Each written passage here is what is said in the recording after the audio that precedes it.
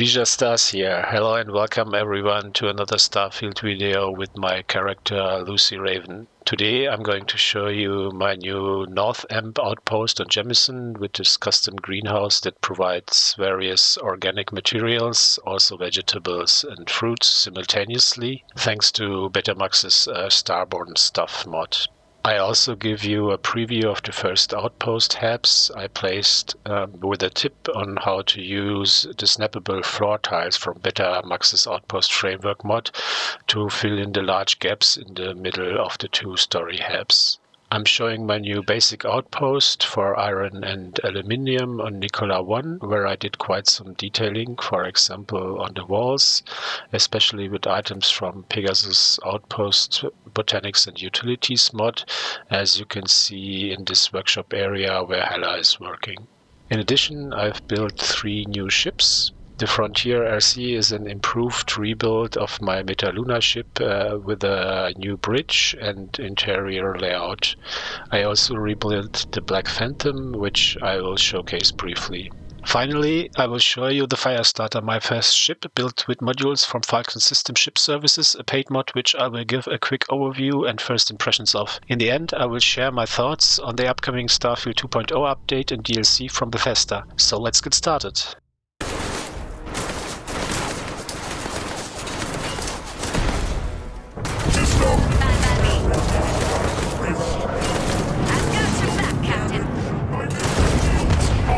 Activate weapon systems. Code red. System damage identified. Yeah, so in the Watchtower mod I unlocked the mech skydrops, which was really cool. But there was nothing more to do in this universe, so I finally decided to go to the Unity and start my second New Game Plus. My first New Game Plus was back in February 2024, so it's been a while. You made it. I hope you're enjoying the view. I never get tired of staring at it. Eternity.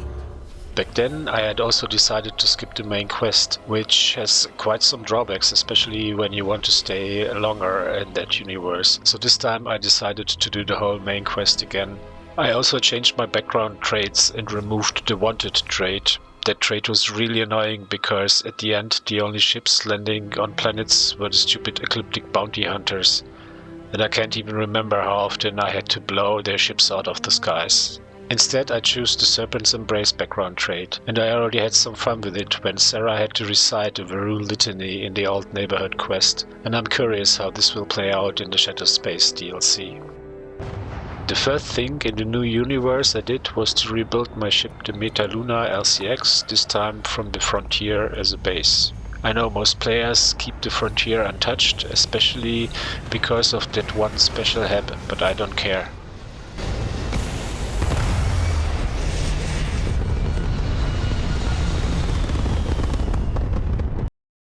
I made some significant changes to the previous layout of the ship. I changed the bridge to the Stroud Premium version of the Ares bridge, placed the Stroud Premium spine as an entry passage to it, and also improved the layout and selection of the hubs. I redefined the structural pieces so they fit better together and now give the ship a really coherent look. The landing bay is now also from Stroud Premium. The colors and the lights on the belly are now perfectly set.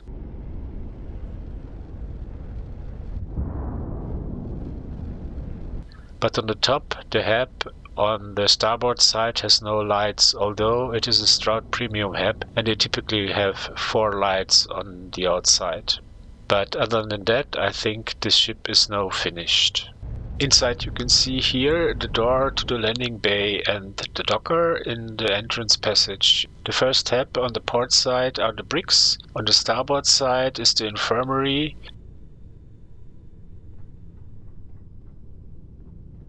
and right next to it is the doctor's hab. Opposite is the bath with a shower and a toilet. Then in the central section we have an all-in-one berth. On the starboard side there comes a hydroponics hab, opposite is a computer core.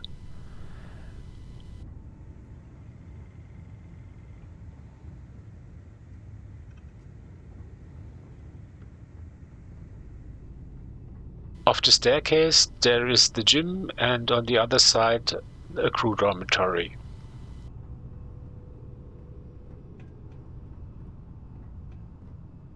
On the middle deck we have here a 1x1 control station, followed by a shield generator, which opens to the walkable reactor with a small crew hab in the rear.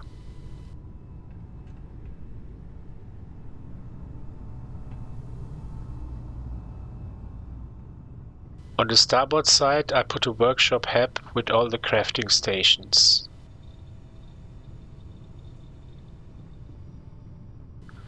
Then all the companion tabs and an empty one lead off from this central passageway. The empty one is designed to house all the mission boards later. To the front we have the big mess hall B2.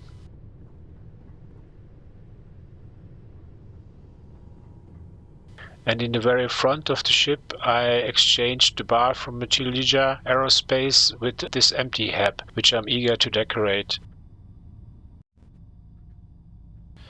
What I really like about this large glass ceiling is that from here you have a nice view of the bridge on the upper deck. So let's go up there.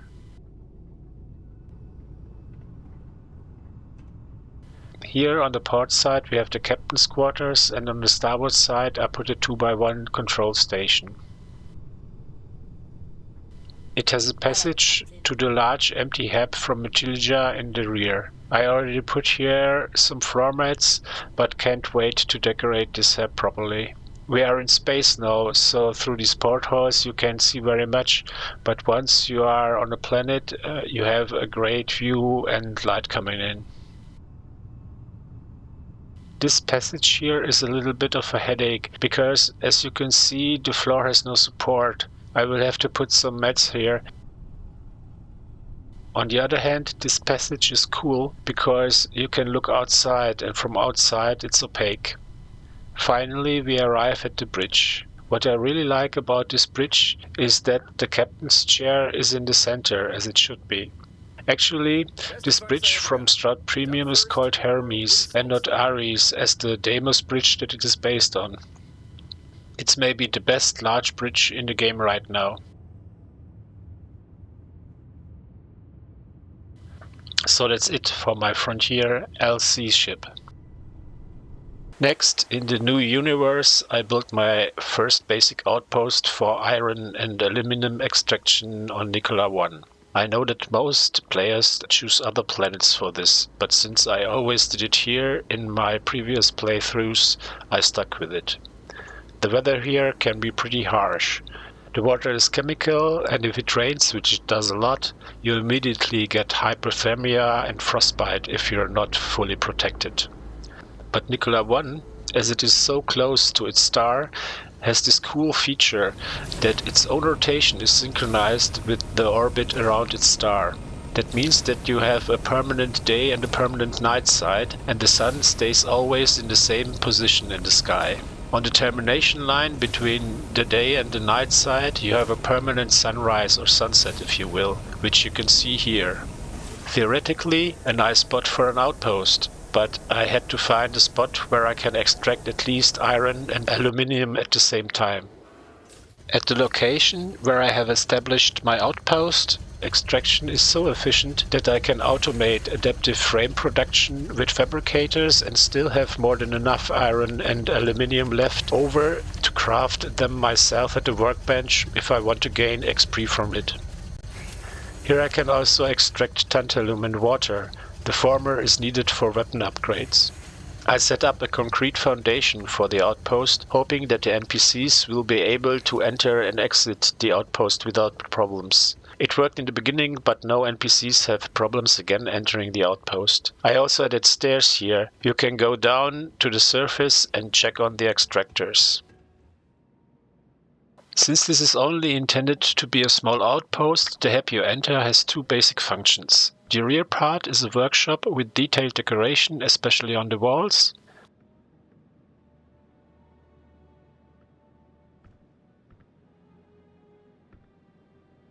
While the control station is located in the front part at the entrance.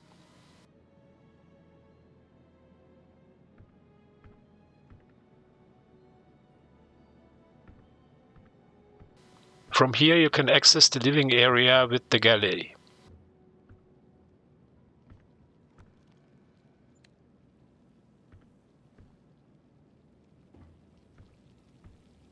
Under the stairs I put some food supplies, so the space is used efficiently.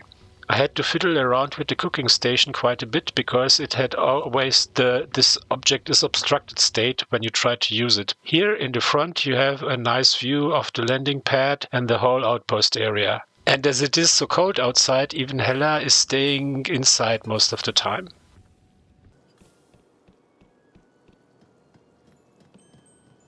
On the upper floor I used the space to create the crew dormitories and some chill-out area.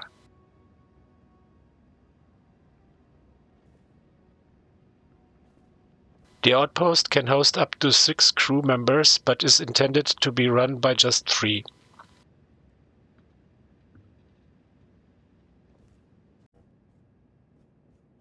Hi, Captain. Good to see you.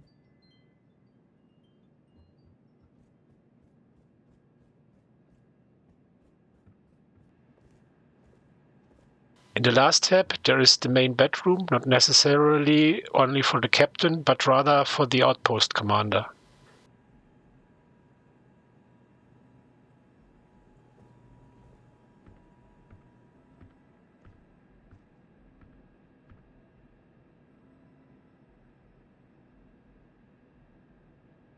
Here I also placed the bathroom and sneaked in this door, which is actually meant for ship helps but works really well here. The bathroom is equipped with a shower, a toilet, washing machine and a sink.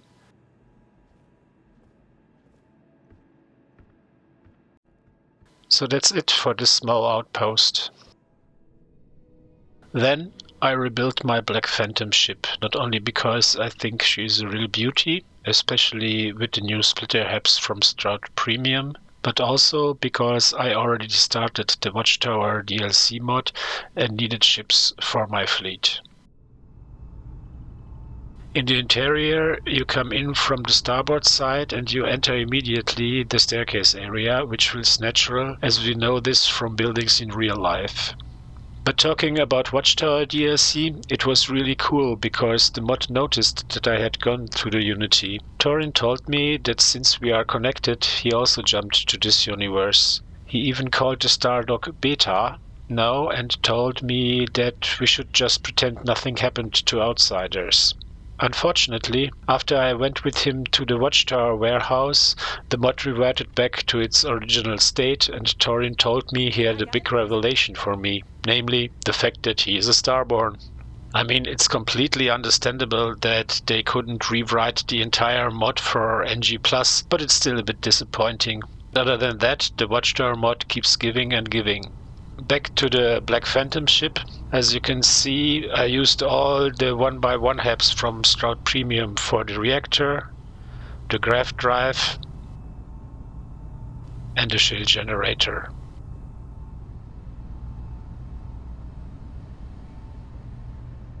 The splitter HAPs are also nice from the inside, although I fear that nav meshes for the NPCs might have problems.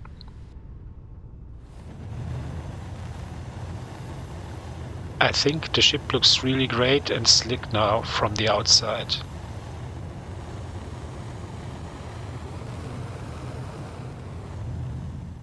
After that, I built my North End outpost on Jemison, where I put a greenhouse that produces various organic materials, vegetables and fruits simultaneously. Basically, it's from the combination of 2 mods. One is from Pegasus Outpost and Botanics utilities. This greenhouse hab is from there. And these planters are from Betamax's Starborn stuff. With them, this is a real functional greenhouse.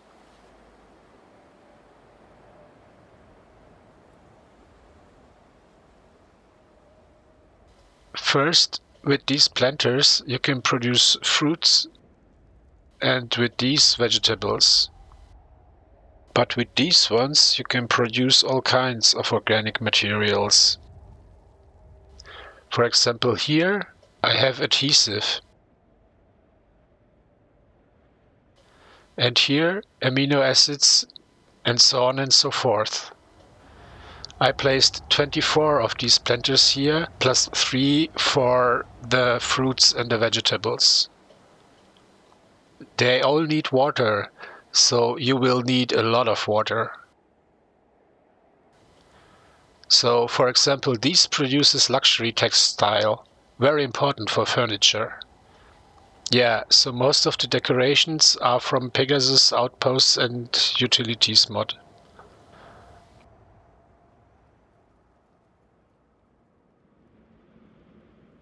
Also, she has these mats, this one, this botanical crafting mat, and this bench where you can produce these vases.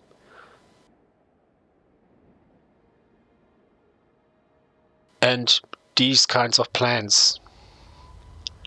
So the two mods go together quite well.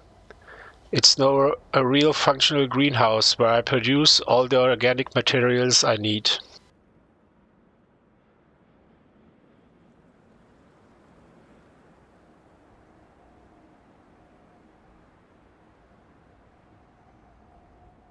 We have a rather nice sunrise today. So they all go to these storage tanks here and here.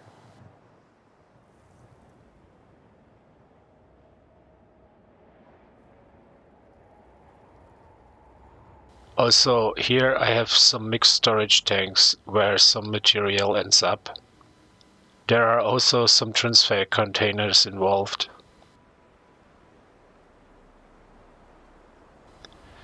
The water comes in from the 6 large water pumps and is stored in these tanks, from where it is distributed to the planters.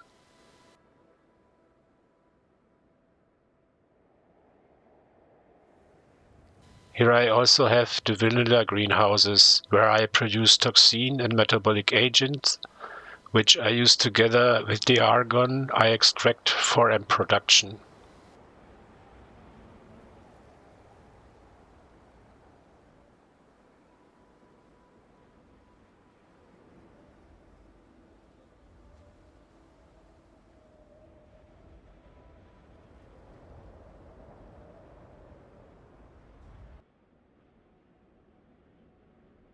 So North Amp now produces more than just amp. To get the perfect sunrise and sunsets, I set up the layout of this outpost so that it has this axis where I can see the sunrise here on this side and on the other side the sunset. Funnily enough, the sun rises on Jemison from the west, so the planet rotates clockwise unlike Earth. And I already started to place my outpost hubs, but more on that in a second.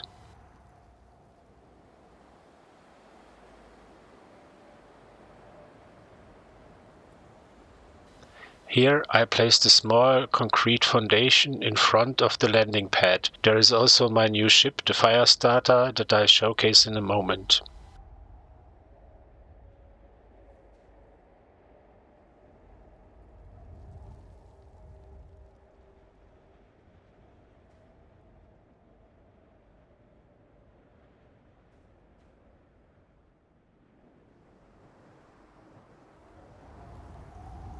I can briefly show the connection to the planters. There are rather a lot of them going to this greenhouse, especially the water coming in from the pumps going to the water tanks and from there to the planters, and the organic materials going out to the storage.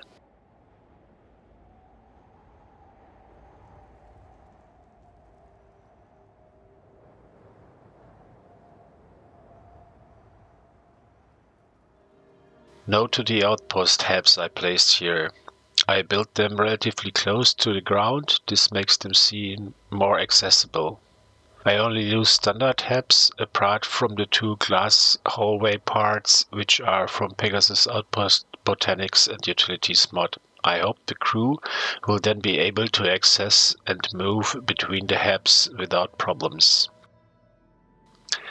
I started with the very first steps in the interior design of the HAPS. There, I think it's a good idea to place the floor and the walls first before placing any furniture or other items. Here I completely transferred the interior of this ugly green duct-taped wall HAP. I also like to put first wall decorations to set the tone of a space and to make sure that I can place the elements on the walls properly. This one with the white walls and the chrome columns should have a friendly, calm and inviting atmosphere.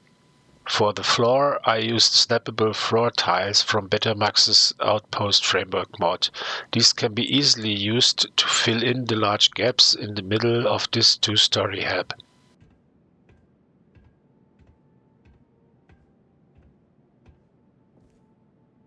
You get a perfect fit with a flat surface and don't need overlapping mats.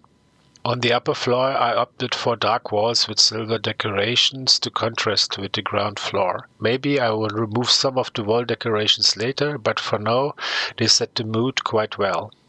As a safety measure, I added these small steps to the staircase to prevent anyone from falling in.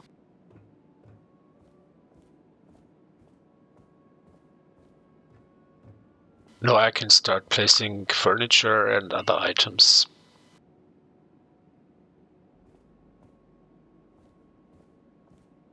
Finally then, I built my first ship with Falkland Systems Ship Services modules, the Firestarter. Yeah, so we are here in the first Falkland empty 1x1 HAP.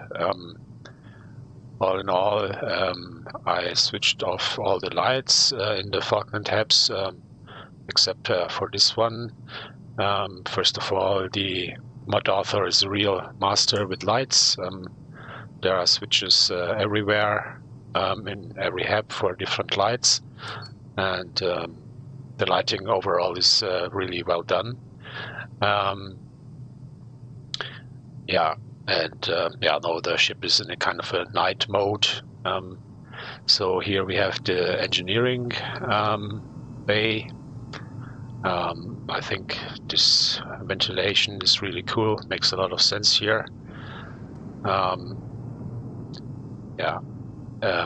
Here's an industrial workbench, and then here I put other parts, and here for the reactor, Falkland has a real nice reactor. It's really good looking 1x1 HAP reactor, but the stats are a little bit too weak. The C-class reactor has 45 power, as far as I remember, and Alltech has obviously a lot more, but it would be nice if the power was around 60, 62-ish, so that you can power everything up except maybe the graph drive to full power. On this side, I have this living quarters with the aquarium. All the lights are turned off here now, and here are the different light buttons everywhere. But it looks real nice in dark mode. And yes, you can turn it on, and then after a while you get the full lighting. So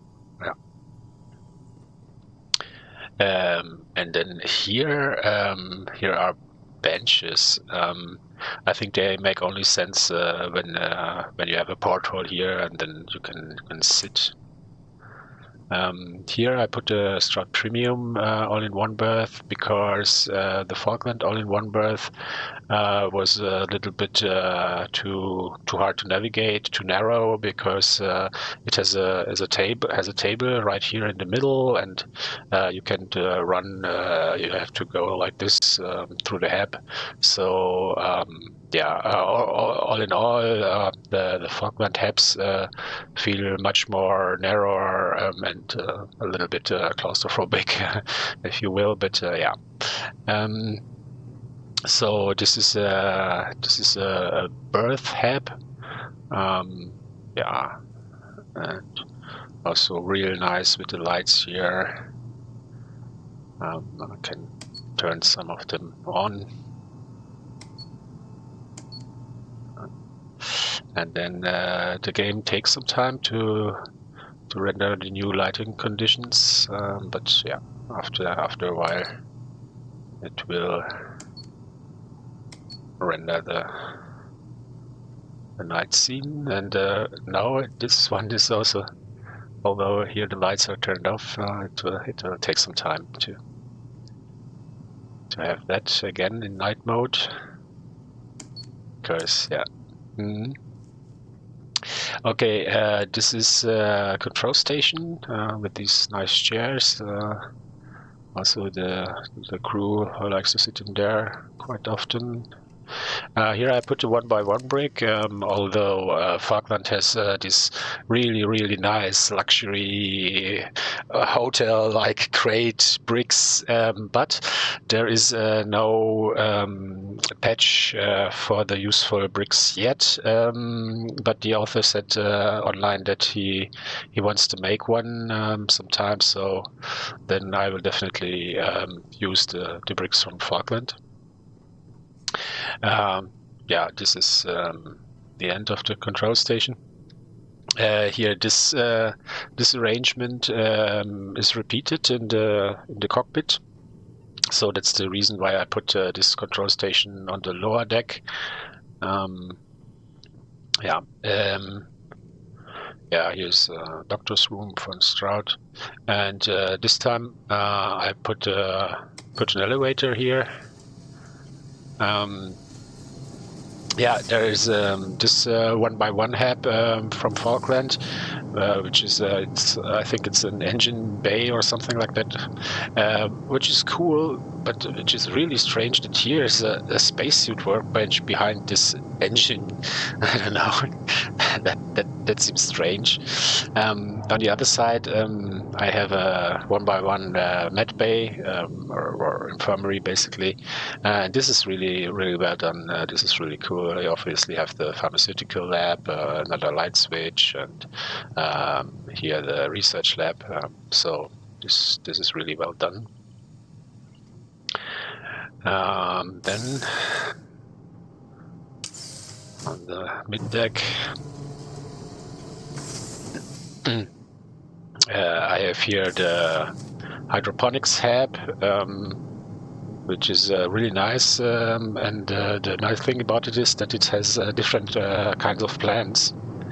So you can harvest different materials basically, and yeah, again here I mean, but the space is quite narrow, so it's hard to get through. But yeah, on the other side, you can obviously run here. Yeah, here are a lot of switches for lights. So this light wasn't even turned off. I think So now it's in night mode. Really well done. Yeah, then here's another Strut Premium. Here's another empty 1x1 Falkland hab. It's the B variant with the red lights. You can switch them here. And then here is a 1x1 living area or crew quarters hab. And you can also close the doors on the beds, which is quite nice. And yeah, you have here lighting again, and everywhere you have these toilets or baths with Falkland. Here I put the mess hall from Strut Premium again, but behind that here I think comes the masterpiece of the Falkland mod. This is a 3x2 hab, and this is really great. This is really well done. And here is another med bay, and this is so cool with the navigation console here in the middle, and you have a lot of light switches which are turned off now. So you have this nice orange red lights. And here are crew quarters, and here this is also really cool with this window. You can open and close the jalousies, and here is another quarter. Yeah, and yeah, here you have the mission terminal. I don't know if all the mission boards are in there or just the basic mission terminal. I think so, but yeah, I have to test it out. Yeah, this is a little bit strange. You have here this galley, which is does it actually work as a galley? I guess somewhere you could, yeah, there. But yeah, but basically this is more like a planning conference, crew gathering stuff, and then you have here the galley. It's a little bit strange, but yeah. Yeah, here's another small hydroponics, and here you have a weapon workbench. This is, yeah, like a very small armory. Yeah. Then yeah. Then on the other side, I have these materia hubs, which go from 3 to 2, and then from 2 to 1. The real cool thing about them is that here I can look to the double windows and see the console in the Falkland hub. I like that. And here's my front docker from the ship. And you can obviously also look outside. When I entered the ship, it was night. Now it's day. Strange. Yeah, and then on the upper deck,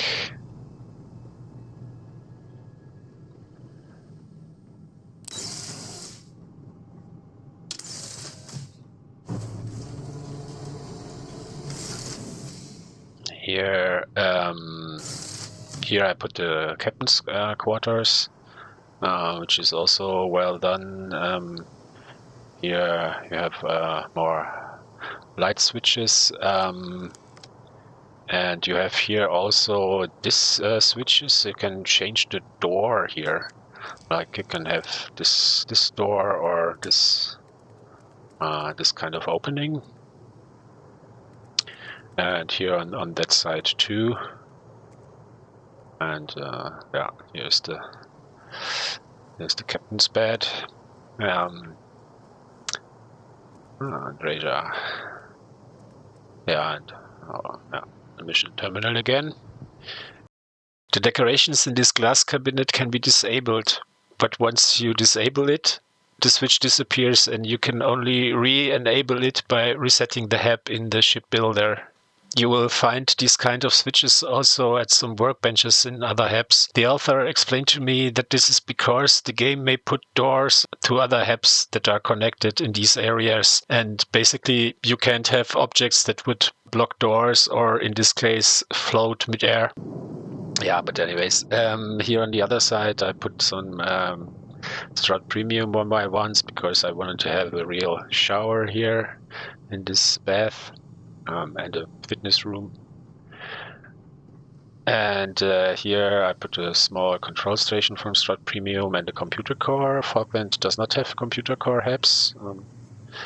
And here on the other side I put these materia hubs with these glass walls, which are quite nice.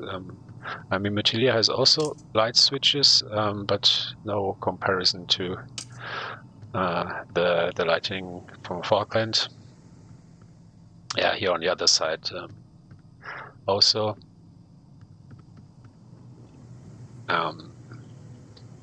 Yeah, and then we proceed here to another control station. I didn't want to put the Falkland control station here because the cockpit here has this arrangement, which Good to see you which again. would be repeated in the control station exactly the same. So I didn't want to have that. So this is the Viking cockpit, redone Viking cockpit for Falkland. Here, I mean, this is a light switch, but I couldn't figure out yet what this switch is for. I just don't know what it does. Maybe it's for the coffee machine. Who knows? It's good to be on the bar. I finally figured out what this switch is for. You have here these red lights at the top, and when you switch this, then they are turned off, except for the red lights that are right at the switch. But the other ones, they are turned off, and now they are turned back on again. Yeah. So. Lives get stuffy sometimes. Yeah. So yeah, this is the cockpit. Need something, Captain? Yeah, I don't like too much that you are sitting on the left side, but that's the way it is here in this cockpit, so it's okay. Let's have a look at the ship from the outside now.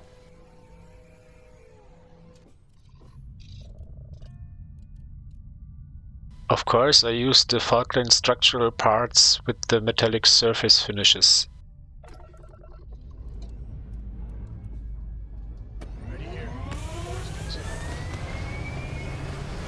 Under the belly I put some heavy shielding plates from Metallica.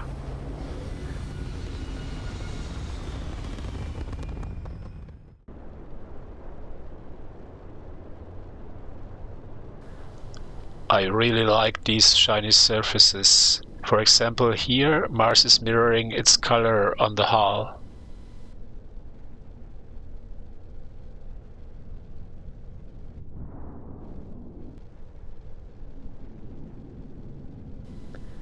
I also like the rear part of the ship. It's a quite clean setup, with no glitches actually. All three Avantech warp engines are in place.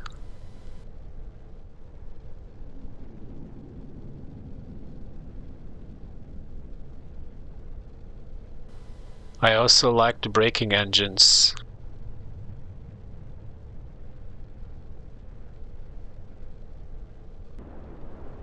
I leave you now with some gameplay footage from a snowy winter night on a not so lonely cold moon, and my thoughts on the upcoming Starfield 2.0 and DLC updates from Bethesda. First of all, I think many of the loudest demands and suggestions from streamers and content creators around Starfield don't actually hold up to scrutiny. Now everybody wants more immersive space travel.